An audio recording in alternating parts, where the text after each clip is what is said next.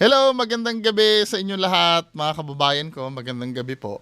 So, bago tayo mag-start, gusto ko muna magpasalamat sa inyo at nandito na naman kayo sa kwentuhan na gagawin natin. Kwentuhan, no. So, meron tayo ditong bibigyan ng pansin. I think worth it naman siya na bigyan ng pansin. Kasi nagiging rampant na ito eh. Itong ganitong dahilan. Paulit-ulit na lang, men. Paulit-ulit na lang.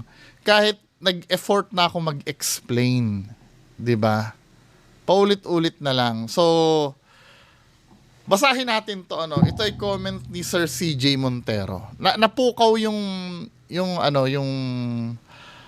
attention ko dito kasi hindi niya makuha yung ibig ko sabihin. So, sabi ni Sir CJ Montero, mas maganda siguro bungo yung mga haunted places na pinupuntahan nila, puntahan mo rin, mag-solo. Tapos mag-live ka para mas maging fair ka sa mga viewers mo. Para daw maging fair daw sa mga viewers, mag-live ka. Yung places daw na pinupuntahan nila, actually ginagawa ko naman na yan eh. Pero yung solo-solo, nagawa ko na once, Hindi, pumunta ako doon na may kasama, pero doon sa pagpasok doon sa nagawa ko na mag-solo, nakakita nga ako eh. 'Di ba? Hindi pa siguro nito napanood yung sa Clark ko. Kasama ko si Sir Ed Caluwag. Hinayaan nila akong mag-solo doon sa loob. Nakakita nga ako doon eh. I don't know, pero free to debunk Ako din medyo may din ako doon eh. May duda din ako doon sa nakita ko eh. Pero nag-solo ako doon. Unang exploration ko sa Bukawi Cemetery, may solo portion din ako doon. Yun ang Tapos mag-live. Itong sinasabi mo solo na to, nagawa na ba ito ng mga idol mo?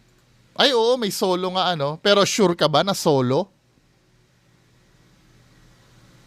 Ito yung nagiging questionable doon eh. Sure ka ba na solo? Maybe, Maybe may solo at mag-live. Mag-live.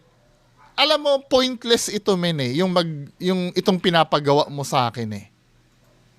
Kasi nga, inuulit ko, ang problem kasi, men, ay video, hindi yung lugar.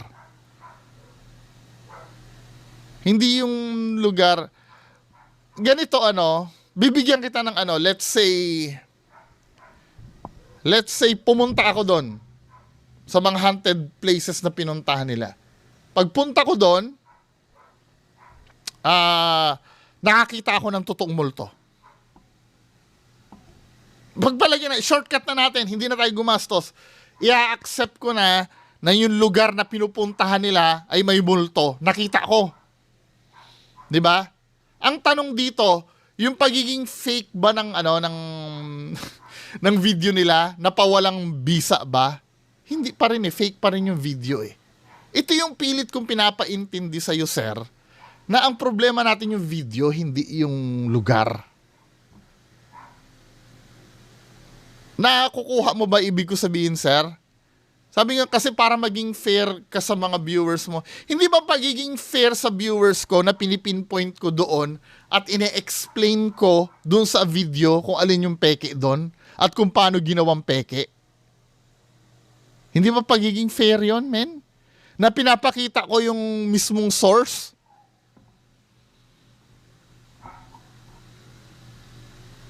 Unfair yan. Halimbawa, magpi-play ako ng video ni Donsky dito. Diba? Ipi-play ko yung video ni Donsky, tapos sasabihin ko, ay, fake yan. Nawala naman ako sasabihin, alin doon yung fake. Hindi ko naman ipipinpoint yung fake doon eh. At hindi magiging fair yan kung hindi ko sila bibigyan ng chance na magsalita. Katulad nung ginagawa nila sa akin. 'Di ba? Pag ako nagtanong na mismo dun sa binablock na nila ako. Baka ikaw mamaya mag-question ka sa kanila, yung pa-question mo na ganyan, i-block ka na lang. Hindi ka na lang sagutin. 'Di ba, men? Tsaka katulad ng sinabi ko dito, paano pagiging fair yung solo, yung mag-solo? Ito, ang sabi karamihan, ang unang sabi sa'yo, mag-explore kayo, nag-explore ako. Tapos ang sabing ganon, mag-solo ka. Hindi naman challenge ang ginagawa ko eh. Hindi naman challenge ang ginagawa ko. Ang ginagawa ko, ang ginagawa namin ay investigation. Yung sana ang gusto kong malaman nyo. Bakit kailangan marami kami? Para bawat isa sa amin mag-audit ng sasabihin namin. May narinig ako. Ikaw, may narinig ka rin ba? Pag hindi nag-agree, wala. Ibig sabihin, maaaring namalikmata lang ako or may imagination lang na pumasok sa utak ko. Yun kasi ang kahalagan sa investigation. Mas need sa investigation na may kasama ka. Pag investigation ang gagawin mo. Pero kung yung challenge na yan, pwede kayo mag-solo-solo. Challenge yun eh. 'Di ba? Challenge yun eh. Hindi naman investigation yun eh. Nagigets ba ibig ko sabihin, men? Tapos sabing ganon, paano ka makakapaghusga ng tama para sa kanila kung di mo naman pinupuntahan yung haunted? Sir! Ang problema po yung video, hindi po yung lugar! Di ba? Sir naman! Paano daw kung hindi daw pupuntahan yung mga haunted na pinupuntahan nila para mapatunayan mo na di totoo yung mga pinupuntahan nila? Bakit ko patutunayan hindi totoo yung pinupuntahan nila? Video po! Video po yung problema. For example, ito, bibigyan kita ng example. Di ba? Pero kumpletuhin ko muna tong sinabi mo. Paano ka makakapaghusga ng tama para sa kanila kung di mo naman pinuntahan yung mga haunted pinupuntahan nila para mapatunayan mo na di totoo yung mga pinupuntahan nila? Ano sinasabi mong hindi totoo yung pinupuntahan nila? Actually, ginawa ko na yan sa abandoned village eh. Yung claims nila doon na abandoned yung village, hindi naman abandoned eh. Ginawa ko na yan minsan. Pero minsan kasi ang problema kasi doon sa video. Alam naman ng tao kung ano yung di makatotohanan sa vlog nila unless bata nanonood. Wrong! Kahit matatanda na yung mga nanonood, naniniwala pa rin. For example, bibigyan kita ng example. Kaya hindi ka haharap sa akin ng live eh. Bibigyan kita ng example, men. Sa channel ni Donsky, pumunta siya ng diplomat. Ito papatunayan ko sa yung peke na hindi ko pinupuntahan yung lugar.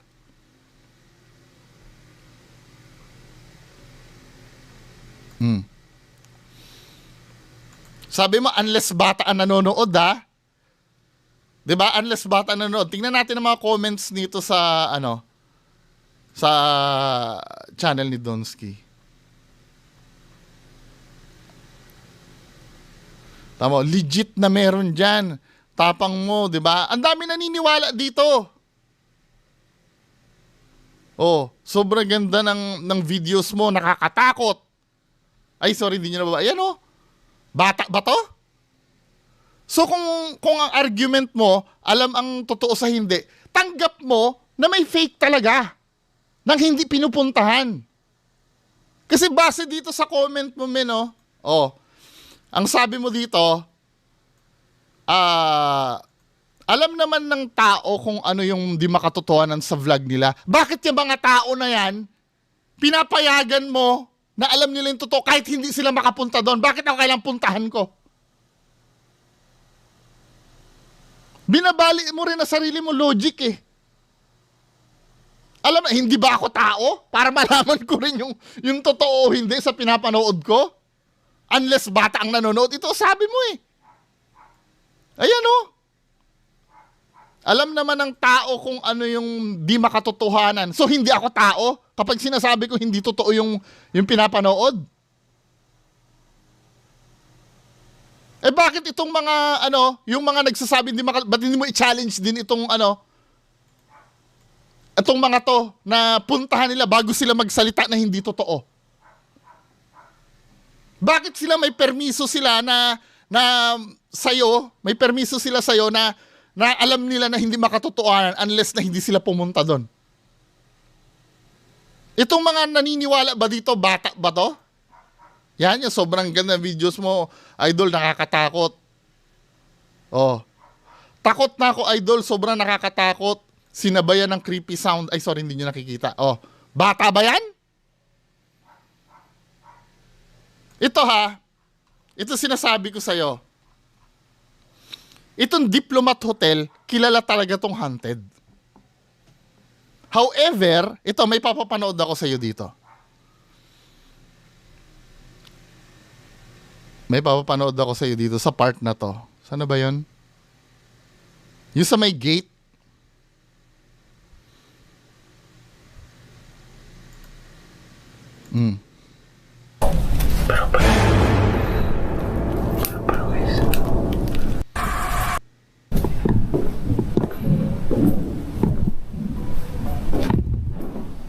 Dito tayo kanina. Doon sa may gate, bandang gate yun eh.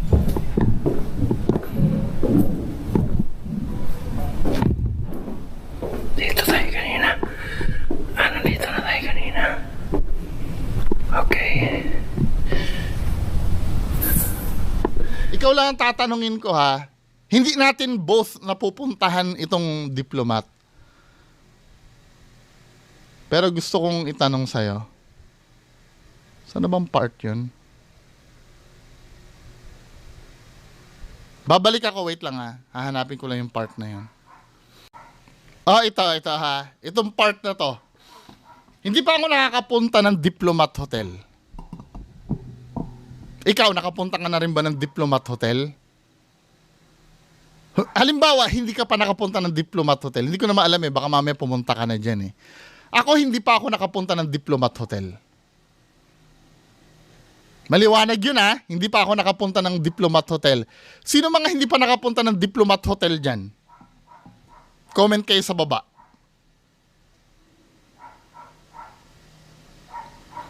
Sino mga hindi pa nakapunta ng Diplomat Hotel? Comment kayo. So I assume yung iba dyan nag-comment na hindi pa nakapunta ng Diplomat Hotel. Ako hindi pa rin ako nakapunta ng Diplomat Hotel eh. Ikaw, Sir CJ. CJ ba name no? Wait lang ha. Baka magkamali ako. CJ Montero. Sir CJ Montero. Nakapunta ka ba ng Diplomat Hotel? Hindi ko alam ha. Baka mamaya hindi ka pa nakapunta. Let's assume na parehas tayo hindi nakapunta ng Diplomat Hotel. Panoorin natin tong video na to. Ito yung pinaka main gate, guys.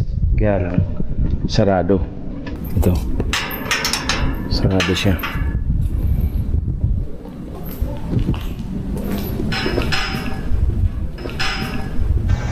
Oh my God, guys. Sinong patunog nun? Pinatong yung boses o hindi? Ulitin ko pinatong ni Donsky yung boses o hindi?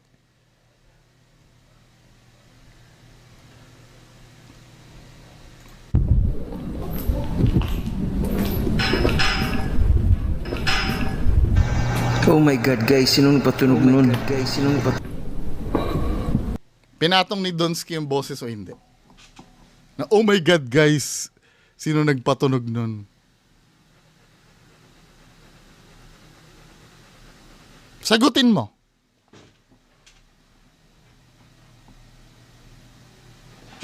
Pinatong tama? Ulitin ko uli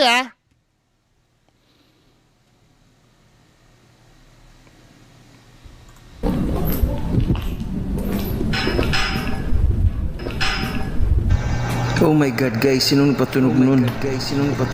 May echo pa nga eh. Pinatong yung boses o hindi? Pinatong, di ba? Isa pang example para maintindihan mo yung punto ko. Kasi pulpul ka eh. I'm so sorry pulpul ka talagang umintindi. Ito, isa pang example, bibigyan kita ng dalawang example para baka sabihin mo naman kasi hindi ko pinoprove yung point ko sa'yo, no?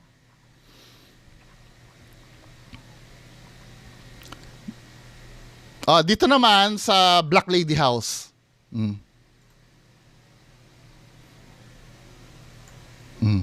Sa Black Lady House to, ha.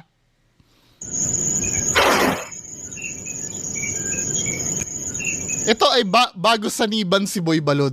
Bago saniban si Boy Balod dito. Dito sa Black Lady House. Makikita mo diyan si Reborn, si Zards, si Boy Balod. Isa si Boy Balod yung sasaniban eh. At mapapansin mo dito, bago siya saniban, kinakalabit siya ni Zards. Ayan o, nakikita mo.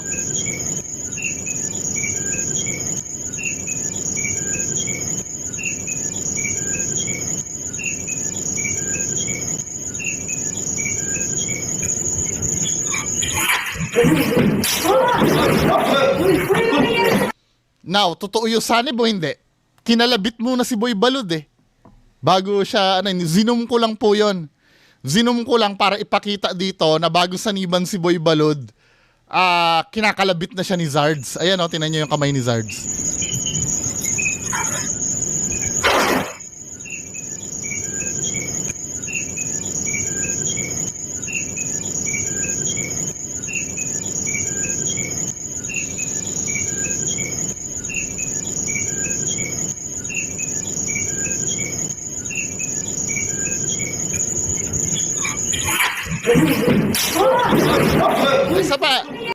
Isa pang example. Para baka sabihin mo naman kasi isolated case lang di ba? Para masatisfy ka, no. San pa ba dito 'yan?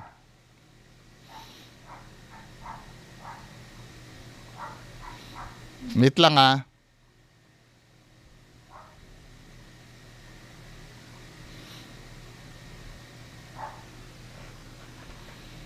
para maintindihan ni Sir CJ na napakapulpul niyang Nasaan na ba dito 'yon? Wait lang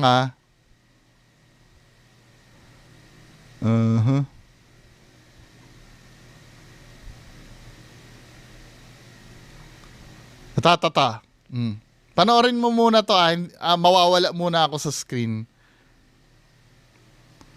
Panoorin mo muna to. I-full screen ko lang.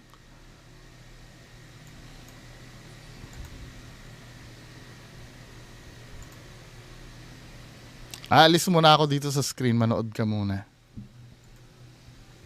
Wait, no. Isisingit ko to about do sa iyak. Actually, na-upload ko na kasi ito. Naka-premiere na nga eh.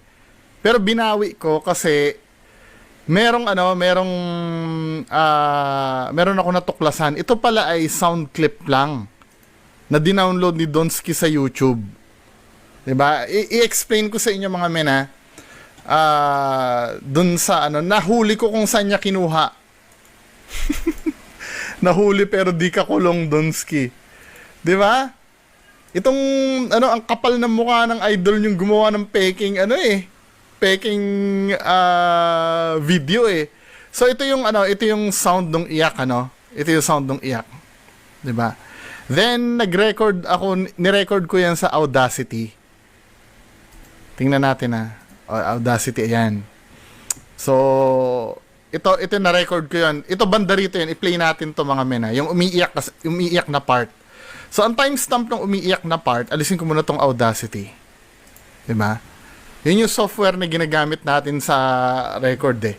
Ito yung part na umiiyak.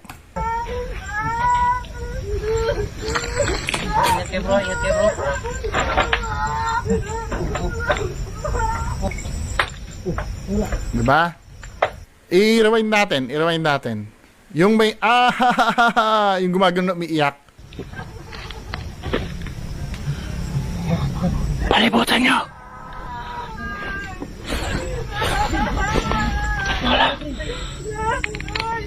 Diba?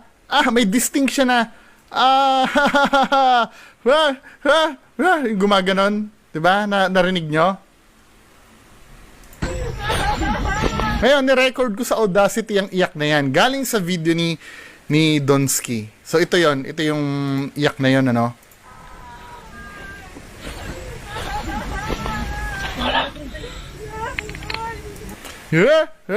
Gumagano. Tapos ulitin natin yung ginawa ko doon kanina, doon sa video, i-amplify natin para siya, lumakas. Dali, kulang. Amplify pa uli natin. Yan. Amplify natin.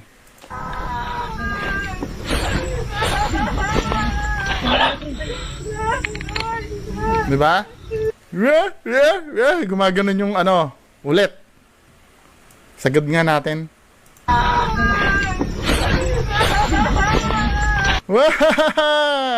Diba?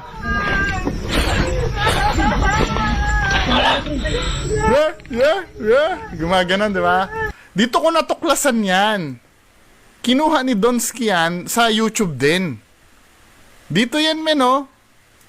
Pakita ko, i-minimize ko lang to Audacity window, ha. 'Di ba? Kinuha ni Donsky yan sa YouTube din. Dito yan, oh. Ang title, Crying Woman Sound Effect. Sound effect lang pala yan, eh. Dito sa bandang 35 seconds nito, dito niya banda pinutol, tamo.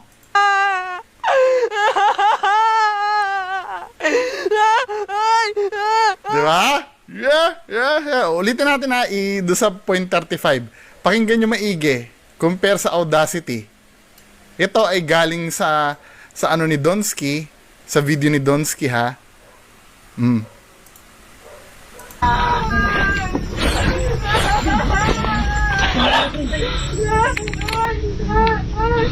Oh, ito naman yung galing sa YouTube na sound effect.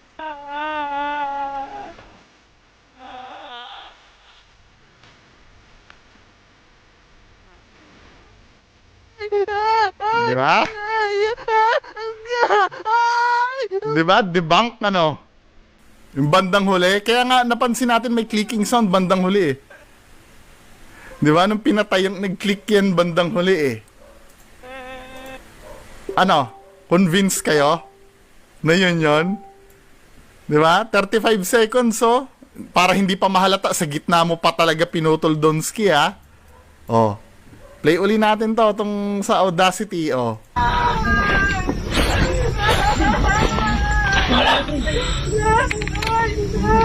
Diba?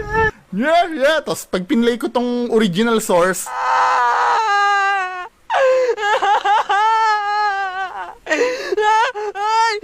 diba?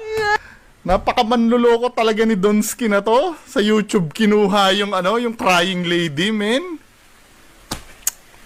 Napakamanluloko talaga nito.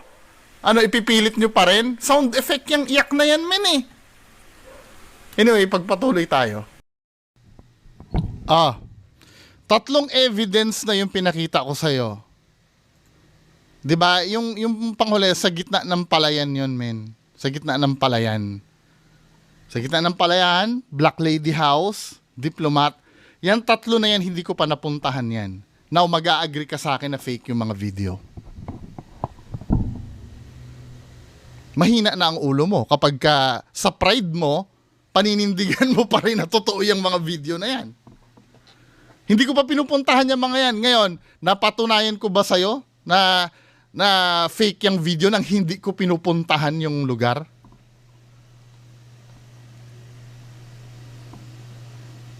Sagot! Press 1 sa baba kung napatunayan ko na fake yung video nang hindi ko pinupuntahan yung lugar. Ito yung sinasabi ko sa inyo. Diba? Ang tanong mo sa akin, paano ka makakapaghusga ng tama para sa kanila kung di mo naman pinupuntahan yung mga haunted? Hindi nga problema yung lugar! Paulit-ulit ko lang sinasabi sa pulpul mong utak na hindi problema yung lugar! Kasi pag pumunta ako doon sa lugar, sa Diplomat, maaaring may makapture talaga ako doon, haunted yun, eh. Yung Black Lady House, hindi ko alam. Malay mo, haunted din yun. Diba? Yung gitna ng palayan na yun na may umiiyak, hindi ko rin alam. Malay mo, haunted yun. Pero ang napatunayan ko dito, napatunayan kong fake yung video nang hindi ko pinupuntahan yung lugar. Ano, sir?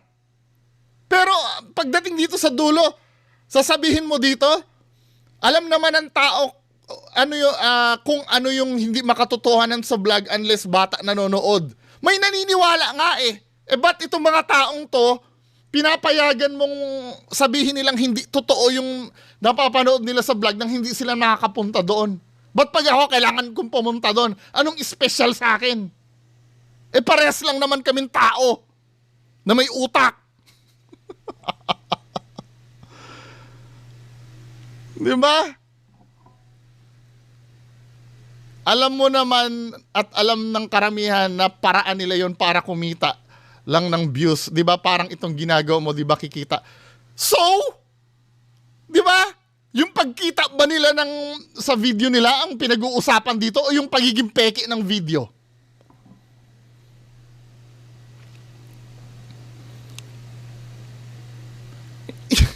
Yung pagkita sa video, ito sir ha, yung pagkita sa video, walang problema doon, legal naman yun eh. Legal naman yun eh. Ang pinag-uusapan dito, yung panluloko sa tao. Parang ganito yan eh, no? Ang pagbebenta ng gamot ay hindi naman kasalanan. Kumita ka dahil nagbebenta ka. Yung pagbenta itself, hindi naman kasalanan yung pagbenta eh, pag nagbebenta ka ng gamot. Lalo na kung kumpleto ka sa papel, at lehitimong gamot yung binibenta mo. Pero pag fake na gamot ang binibenta mo, kasalanan yon. Nakukuha mo? Yung pagbenta itself, walang problema dun eh. Dahil ginagawa naman ng lahat yan para maghanap buhay at kumita. Nakikita mo na kung gaano ka kapulpul umintindi dito, sir? Yung pagbebenta ng CD, sa record bar, don't know kung naabutan nyo pa yon. Ako hindi. Ang naabutan ko na lang, hindi ko na naabutan niya, naabutan ko lang MP3 na eh. Hindi ko na naabutan yung mga CD, yung mga DVD. Oh, yung DVD. Pag binili mo sa SM ang DVD, walang problema doon, legal na kopya yun eh, mahal nga lang. Di ba? Legal na kopya yung DVD, hindi naman masama magbenta ng DVD talaga eh. Pero kung pirated DVD ang ibebenta mo, yung hindi lehitimong kopya, pwede kang kasuhan doon. Ang pinag-uusapan, hindi naman yung pagkita ang pinag-uusapan dito eh. Yung authenticity ng video, nakukuha mo bang pulpul ka? O hindi pa rin?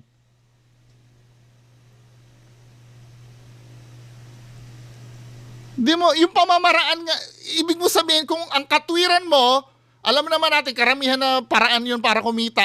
Yung mga kolorum dyan, na bus, huwag nang hulihin yon. Kasi paraan lang naman nila kumita yun eh. Yung mga nang-hold up. Di ba? Paraan lang naman nilang kumita. Napaka-pulpul ng dahilan mo. Sobrang pulpul.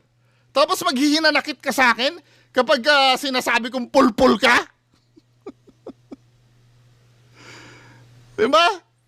Tapos sabi mo gano'n sa akin, so sa dami mong alibay, 35 na taon kong ito, ako mismo, nakikita ng mga di maipaliwanag sa mga tao kagaya mo na kakayahan, na wala daw kakayahan makakita ng spirit, utak ba gamitin? Hindi nga yung spirito ang peke, kundi yung video! Ulit-ulit na lang tayo! Ipipilit niya pa rin ang katangahan niya. Ipipilit niya pa rin yung katangahan. So sa dami mo alibay, 35 na taon kung ito ako mismo, nakakita ng mga di maipaliwanag. Oo nga, ikaw nakakita ka. Ang pinag-uusapan natin dito yung video. Peke ba yung video? Totoo. Napakatanga mo talaga. Sobrang tanga mong umintindi. Nagagalit ka sa sobrang pulpul mo. Ano ba? Utak ba gamitin? Try mo muna bago ka manghusga sa tao na nakapunta sa ganon.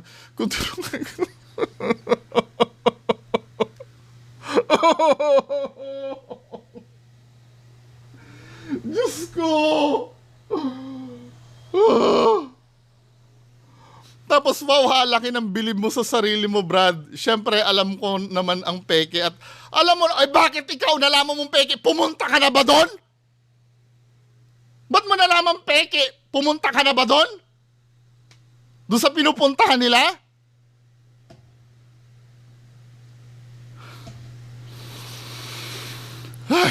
ko. Wow, laki ng bilib mo sa sarili mo, Brad. Siyempre, alam ko naman ang peke at di ko pinapanood. Mulat ka physical, bulag ka spiritual. Hirap makipag-argue sa iyo kung manonood sa vlog mo. Kung pag ikaw mismo, ikaw na ang nakapunta ka mag-isa dito sa Cresta del Mar ng madaling araw para maging fair ka.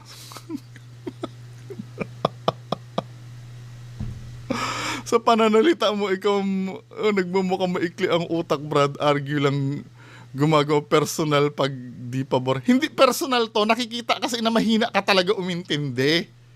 Hindi ko naman sinabing pangit ka. Hindi ko naman sinabing ano.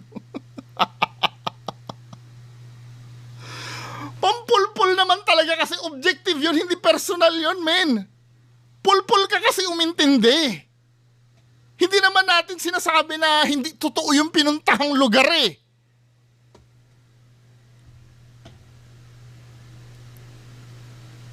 Binibigyan ka naman ng chance na magulo ang argument.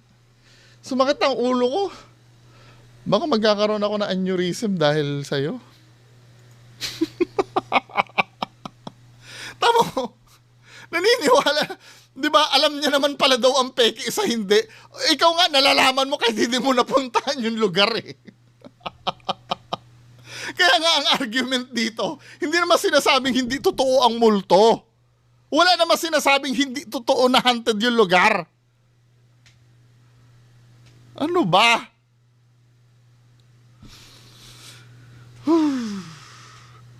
So yan lang po muna, no? Maraming salamat. Magandang gabi sa inyong lahat. Bye. May boses na nagtatas, Bongo TV.